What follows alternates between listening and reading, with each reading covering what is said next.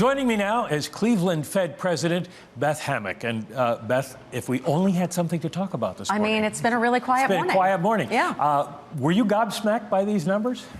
It was a disappointing report, to be sure. But when I look at the data, we don't try not to make too much of any one individual report. And so we look at the confluence of data. We look at the longer-term picture. What we have is a labor market that is showing signs that we should be watching carefully. Having the headline numbers come down makes sense to me, given what we've seen happening on the immigration side. And the headline number on unemployment, which is the most reliable indicator we have, is still within that 4.1 to 4.3 range that it's been at for the past year. So it looks like a healthy labor market that's still well in balance, but with some disappointing signs that we should watch very carefully. Well, the one thing that caught everybody's attention is the revisions. We went from 147 in June to just 14,000. And I want to point out the statement from Chris Waller earlier today on why he dissented. He had a line in there that said basically, when labor markets turn, they often turn fast. Does that suggest maybe that you made a mistake by not moving in July? I feel confident with the decision that we made earlier this week. We have to look at the whole picture of the data. When I step back and look at where we are, I see a labor market that is largely in balance. Again, today's report is just one report. We'll watch it carefully. We'll look to see if the dynamism in the labor market is picking up, because that's been something that we haven't really seen. If you have a job, you're able to keep your job. But if you don't have a job, it's harder to find one. But in aggregate, we're still seeing unemployment in that 4.2 range where it came out today. But it's been 4.1 to 4.3 for the entire year. We're seeing pressure on the inflation side of our mandate. That's where our miss has been bigger, and it's been lasting for longer. We haven't hit on inflation in 4.5 years.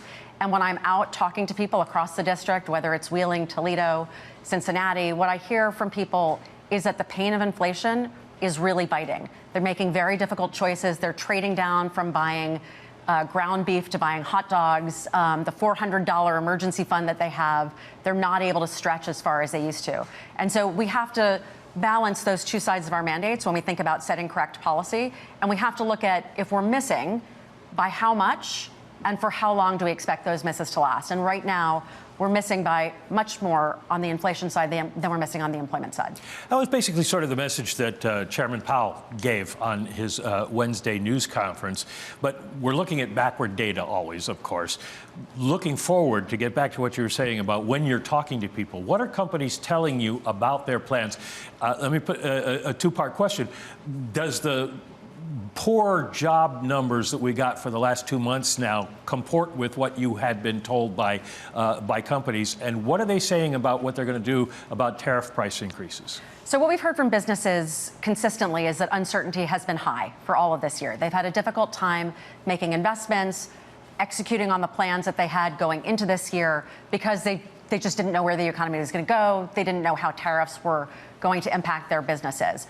What we've heard consistently is that they fought really long and hard to get their labor force together, to train employees and make sure that they were really able to help produce, and that they're loath to let them go. But that can't last forever if demand ticks down. And so they're watching carefully to see if they're able to continue seeing that demand, if they need to pass on price increases to keep their margins where they need to be. And so I would anticipate that we could see some weakening. It's something we've been talking about and watching for, that we could see some weakening on the labor side of the picture. And if we see that, it would be something that we might want to respond to, again, having to balance that against the inflation side, where we continue to really mess on that side of the mandate. Well, what's the inflation outlook, basically? Are companies saying we can't absorb too much of this, or are they going to try to hold off as long as possible? Do Americans going to feel the tariffs sometime soon? Yeah, I mean, my expectation, my forecast is that we will see the inflation numbers tick up. The $30 billion a month in tariff revenues is being paid by someone. It looks like it's more being paid by importers and consumers at this point. I think importers have borne a lot of that to this date, and it's likely that that will start to get pushed. We're hearing from the businesses we talk to that they can't absorb those costs anymore, and they will start pushing that out into prices to consumers. If you look at some of our forecasts, if you look at my forecast, I do expect that we're going to see inflation continue to tick up into the end of this year, and I expect that we'll see the labor market weaken into the end of this year. And again, how we need to manage that really depends on by how much and for how long we're going to miss on each side. Well, let's talk about your forecast. Were you a 2-dot person or a 1-dot person for 2025? There are other choices than that. There were 7 people at no dots. I don't usually disclose my dot, but part of my view has been that we see an economy that's operating right around full employment. We've been, reasonably close, not all the way where we need to be on the inflation side of our mandate, and the growth numbers continue to do well. So to me, I think that the economy is operating right around a neutral long-term rate. We're a little bit restrictive. I think I said modestly restrictive, but I don't think we have much further to go to get to a neutral Fed funds rate. I know that you're going to say 1 month's data are not determinative when I ask you this question, but I've got to ask because the markets are posing the question. We went from 40% chance of a rate move in September to over 70% after these numbers came out. Is September a realistic possibility now? 1 month's data is not determinative. I will in fact say that. But I enter every meeting with an open mind. I think, my job, and I think all of my colleagues around the table walk into every meeting with an open mind to make sure we're looking at the data. And we're going to get an awful lot more data between now and the September meeting. We'll get another jobs report. We'll get 2 inflation reports. And there'll be a lot more time to be out in the district talking with business leaders, talking with community leaders, understanding their experiences to try to put everything together. So I walk into every meeting with an open mind to make sure that we can support the American people and that we can have an economy that's working for everyone. Well, obviously, the markets today are looking at the labor situation, and you were referencing the inflation situation. If inflation's going up, you can't cut rates. If the economy's collapsing, you have to cut rates. So how do you balance the two right now? Yeah, this is a really tricky time for monetary policymakers. This is when both sides of our mandate could potentially be in conflict, and we'll really have to look at what is the size of the mess and for how long do we think that is going to persist. And so, again, it will take a lot of conversations with businesses, with community leaders. It'll take a lot of careful analysis of the data. And it makes sense that there can be disagreement at these particular moments because this is really the most challenging time for monetary policy. Well, I've talked to a lot of your colleagues around the country, and basically they're saying companies are on hold. Now we've got the tariff numbers. Do you have any indication of how fast companies are going to make decisions about what they're going to do in terms of staffing, in terms of investment? Companies have been making decisions all along. I think they've been delaying or postponing or scaling back from what I've heard. So we have a franchisee who was looking at building new stores, and they decided instead they were just going to renovate existing stores. And so they were kind of downsizing their plans, if you will. Hopefully with more clarity around tariffs, and hopefully the policies that we have are durable policies, because that's really important to the businesses that I talk to, that they have certainty in what the policies are going to be against which they're making decisions. So it's possible that we could see some more investment being spurred here, given more confidence in the overall picture. The other issue that is hanging out there, of course, is Fed credibility and the pressure you're getting from Washington.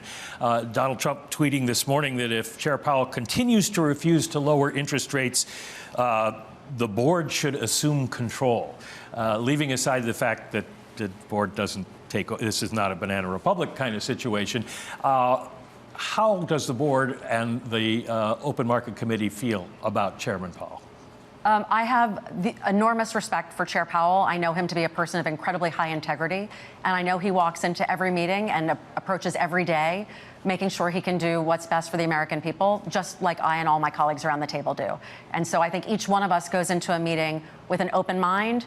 We have a really rich discussion. We learn from one another. We listen carefully, and people reading the exact same data can disagree. That's what makes markets, and it's no different for economists or policymakers. But it's a good conversation. It's very collegial. It's very collaborative, and we make sure that we're doing what we think is in the best interest of the American public. Now, I can't really say what the president is thinking, but he tries to give the impression that if only this meddlesome priest were taken care of, interest rates would go down. You'll be a voter next year. If you get a new chair appointed by the president who comes in and says, I want rates to go down, how will you vote? I will look at where the data is. I will look at how the economy is performing, and I will approach that the same way that I've approached it all of this year and all of last year, which is to make sure that we're hitting as close as we can on both sides of our dual mandate of maximum employment and stable prices. Do you worry that the Fed's credibility has been damaged by all of this in the public mind or in business mind? I've been really reassured by a number of business leaders and the Treasury Secretary who all talk about the importance of monetary policy. There is a large body of literature about how economies that have independent central banks have much better economic outcomes for their population than ones that don't have that level of independence. What you've seen across the globe is a bigger move towards independence, and so I'm encouraged that our leaders, our business leaders, and hopefully our government leaders recognize that that's critically important for the American people.